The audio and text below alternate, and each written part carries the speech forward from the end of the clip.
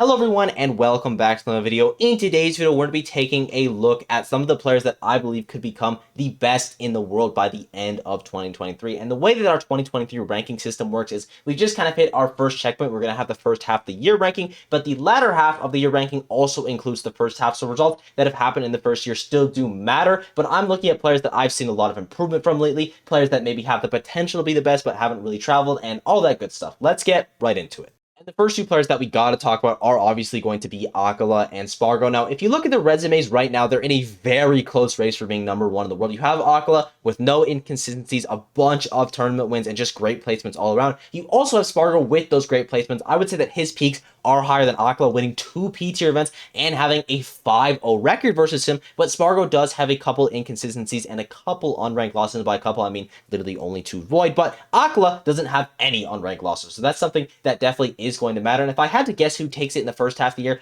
I would probably lean towards Aqua, but I would favor Spargo in the entirety of the year because that head-to-head is a massive problem. If these players are going to be meeting each other in the grand finals, which I expect that they will a lot, if Spargo's going to be winning that every single time, it's going to be extremely difficult for Aqua to claim that number one title. Now, it was much easier to do it in the first half of the season because Japan had so many major events, and America and just NA in general didn't really have as many, so you didn't have the players encountering each other as much. But if the only way that Aqua can win tournaments with Spargo in attendance is if Spargo gets upset, that isn't really a reliable strategy to being number one in the world. So for the first half of the year, I would say that Aqua is the best, but I would probably favor Spargo going into the second half. Now that we've gotten the obvious two out of the way, the next player that I want to talk about is going to be Mia. And as of right now, I would have Mia as number 3 in the world. He does have a pretty hard losing record versus both Aqua and Spargo. So those players are definitely above him right now. But to be honest, Mia's resume is incredible. His only blemishes are 49th at Kagura 9, 13th at Umebura SP9, and an unranked loss at Kagura 10 where he still recovered the run anyway. But outside of that, I mean, it's just spectacular. He's a first place at Meisuma top 11, first place at Tsubigeki 13, second place at Kowloon 5, second place at Japan 24, second place at Meisuma top 12,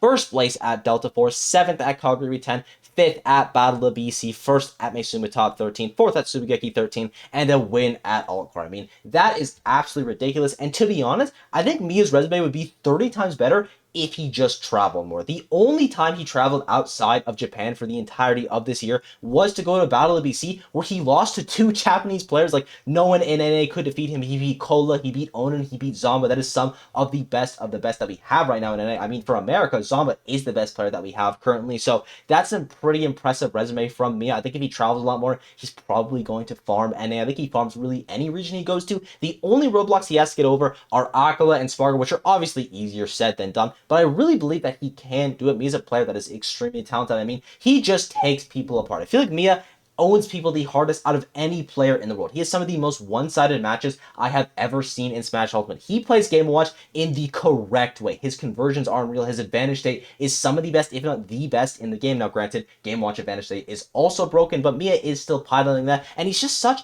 an insane talent who's also extremely young. You can say this about Aqua and Spargo as well, but once these players get more reps under their belt, they're only going to become scarier and scarier, and Mia is already insanely scary. Something that I just forgot to mention in the video that I think is really important is the fact that you don't have any demons. Unless it's a player that is in contention for number 1 in the world, you can't really be dropping sets to players below you, and Sonics is a player that was kind of always his problem. He was getting really far in the bracket, absolutely insane player, but he was getting roadblocked by Spargo. He's getting roadblocked by Leo. He still kind of gets roadblocked by Light, but they haven't played since MomoCon, and the difference between Sonics at Wave Dash and Sonics at Gommel, only a month's time, it's insurmountable. He looks incredible at Goblin. He looked like the best player in the world at Goblin. He won that entire event while only dropping 2 games, one to Goblin, one to Spargo, so those are actually the GOATs of Smash Ultimate. And by the way, he beat Spargo in Sonic Ages, which is supposed to be his worst matchup, and he makes that matchup look winning. When Sonics played against Shutone at Smash Factor, Shutone didn't even bother going Ages. He tried the Olimar in both the sets that they played because Sonics is so incredible at the Aegis matchup. Sonics is a player that he takes his very small weaknesses, because Sonic's a character that has like 1 or 2 losing matchups, maybe 3, and he works on them. He works on them until he figures out the character in and out. His edge guarding on Aegis is the best in the world. Sonic's edge guarding in general is the best in the world. Now, to be fair, Sonic is the character that probably has the best edge guarding in the game, but I haven't seen anyone like Sonic's committing to the edge guard every single time. He is so confident in himself, and he just repeats. He doesn't go for a risky ender. He just repeats slowly, tacks on the damage. Let's say you even get back to the stage. It's not the end of the world because he's still probably racked on 60% while you were in disadvantage. He is so disciplined with this character. He is by far the best Sonic in the world, and he's the best at everything he does with Sonic. He's the best at the aggressive Sonic, the best at the camping Sonic, his edge guarding, his ledge trapping, his decision making. Everything from Sonic's is literally just perfect, and he's playing one of the best characters in the game. Sonic is still a character that I have in contention for number 1 in the world. I would definitely still say that it is Steve, but Sonic is right behind them, and I think there is a bit of a noticeable gap, and it feels like Sonic is finally playing this character like peak Sonic. He's playing it correctly, and it is very, very scary.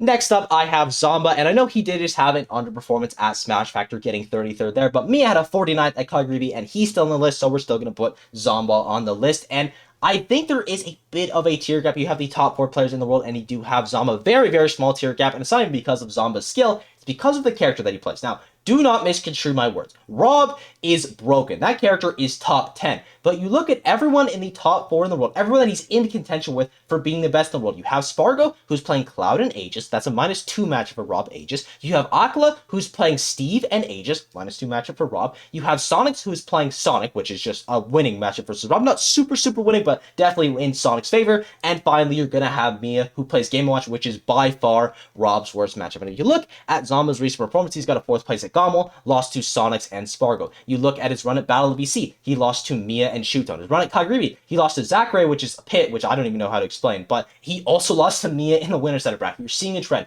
Zomba is consistently getting beaten by these players who are playing his worst matchup, but it doesn't mean he's getting beat by them every time. His run at Crown, he was able to win that over Sonics, over Leo, over Shuton, beat some of his hardest matchups, but is he going to be able to do that every single time? You need consistency if you're going to be the best player in the world, and the way that this meta is shaping, I don't think a Rob player can be the best in the world. You're just going to have to fight your toughest matchups too often in bracket. What Zomba needs to be number 1 in the world is a good secondary. He needs to invest in that Lucina. I think if he puts a lot of time into Lucina, makes it really prominent for characters like Aegis, for characters especially like Game Watch. Game Watch is obviously going to be your main focus there because Aegis is still, while a losing matchup, a character that you can exploit off stage. But for Game Watch, you're definitely going to want to invest in Lucina there. And I think if Zomba does that, he takes the right steps in his secondary, I could definitely see him becoming the best player in the world again. The only reason there's even a tier gap between him and the other players is just because I don't think Rob can be the best in the current meta. And after that top 5 that I mentioned, I do think there is a fairly significant tier gap, and the next 3 players are going to be Light,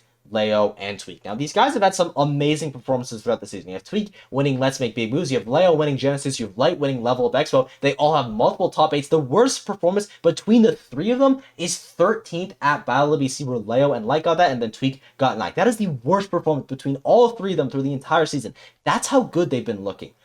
But the way that they've been playing, especially within these last couple months, Light, Leo, and Tweak definitely all started off the season stronger than they ended it. The way they've been playing, it's not number 1 in the world contention. Now, the reason that they're even on this list is because I've seen the best of Light. I've seen the best of Leo. I've seen the best of Tweak. When they're playing at their peak, they are number 1 players in the world. They are frontrunners, but we need to see more consistency. We need to see them at their peak. I know Tweak especially is suffering from some out-of-game things. I think he's dealing with arthritis, which is really unfortunate, and real life always happens as well. I think Light and Leo have definitely been dealing with that. Inspiration's always a problem. Whatever the excuse is, and some of them are definitely valid, they aren't playing well enough to be considered number 1 in the world right now. But I still want to mention them because they are incredible players. And I think if they get back to even close to their peak form, they could be in that conversation again. But the way it's been looking recently, I probably wouldn't throw them in there. There is another player I wanted to mention alongside Light, Leo, and Tweak, and that is going to be Shuton. The only reason I didn't mention him is because his results have been looking great as of late. He's got a 2nd at Subigeki 14, 3rd at Crown, 3rd at Battle of BC, 3rd at Delta 4. He does have a couple inconsistencies here and there. He's got a 25th at Kagribi 10. He's got a 17th at Kagribi 9. The Kagribis are the real struggle for him. And in general, I think the parts where Shuton is struggling is at the super major level. Because at the major level, he's incredible. I mean, he has wins at Kowloon 5 and Wave 4. And he still is doing well at the super major level, as I said. third at Battle BC, third at Crown, but he's not closing out these super majors, and he hasn't been closing out these super majors for a very long time. For reference, the last time that Shuton won an S tier event or higher was all the way back at EVO Japan. It's been a very long time. He hasn't managed to do it in the pre-quarantine era of this game, and I honestly think that is the one thing holding him back from being the #1 player in the world. If you want to be the best, you have to be able to win these super major events, and not only do you have to win them, you have to be able to win them fairly consistently. And Shuton is a player that I'm not too worried about his consistency, honestly. He does have a couple blemishes here and there, but I really think that if he's doing super well, he'll absolutely pick up on those. And the second that Shuton gets his first super major win, I'm putting all my chips on him. I'm feeling way more confident. I think that's going to be a massive mental barrier that he still needs to break, but until he does that, I'm not going to put him as a front runner.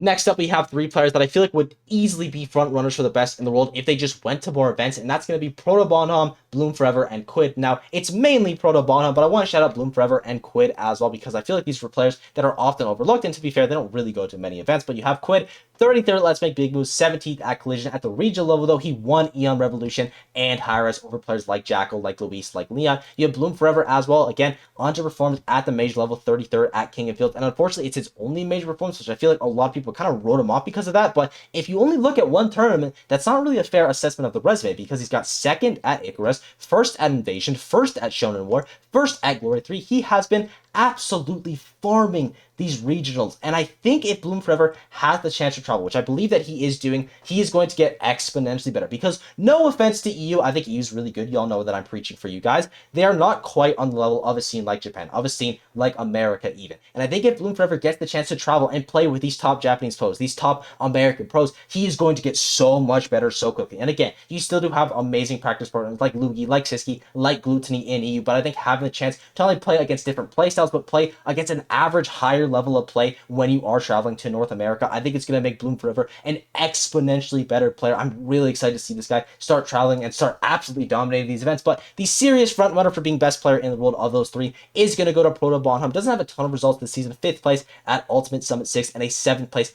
at Matsuma Top 13. But when Proto Bonhomme was consistently competing, I mean, this guy was vicious. He had a grip over Japan for a pretty long time, which is a very hard thing to do. And I think the first step for him to become the best player in the world is he's going to have to reclaim that, which is easier said than done, because he has to go through players like Aqua, like Mia, like Shuton. Dora Migi potentially is another player that he might have to worry about, but I think Proto Bonhomme definitely can beat these players. I think his character lineup is good enough against the top threats like Mia and Aqua, so I could see Proto Bonhomme coming back, competing super hard again, and becoming the best player in Japan, but until he does that, it's kind of silly to say he is a serious frontrunner for best in the world.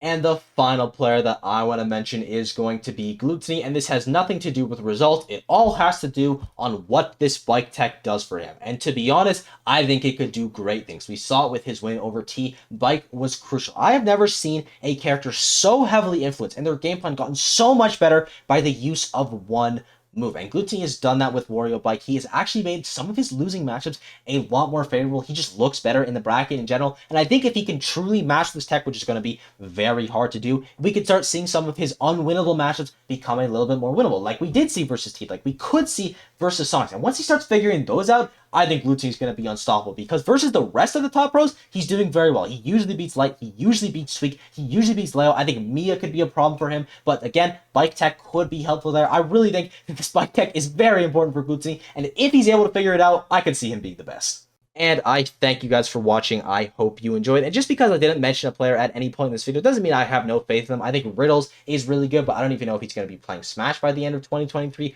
Onan, if he starts competing again. Zachary, if he starts super tryharding, maybe he picks up Joker. Maybe he still does it with Pit. That guy's kind of crazy. I can honestly see it. But regardless, if I had to go with a pick, I would definitely stick with my top 4 that I mentioned earlier. I think those are the people that I have the most confidence in. Everyone else definitely has a chance, but as a betting man, I would definitely go with that top 4. And I'm curious what you guys think. Maybe there's a player I'm putting too much bias on. Maybe there's a player I'm not putting enough bias on. Maybe there's a player that I just straight up forgot. I really want to know. And yeah, that's all I got to say. Be sure to sub and all that yada, and I will see you all in the next one. Bye-bye.